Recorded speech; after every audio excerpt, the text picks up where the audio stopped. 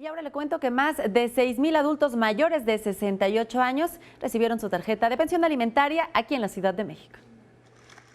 En un ambiente festivo realizado en el Auditorio Nacional, fueron entregadas 6,600 tarjetas de pensión alimentaria a los adultos mayores de 68 años.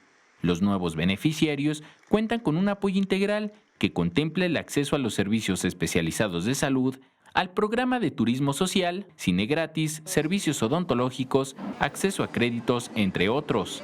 El apoyo mensual es de 1,075 pesos para la compra de artículos personales, despensa o lo que requieran los beneficiarios. Actualmente se cuenta con un total de 520,000 derechohabientes, lo que representa una inversión presupuestal de 6,726 millones de pesos.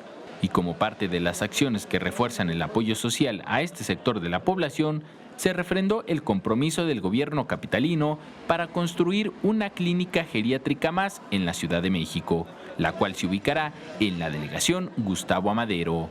Con imágenes de Andrés Brito, Enrique Muñiz, 21 Noticias.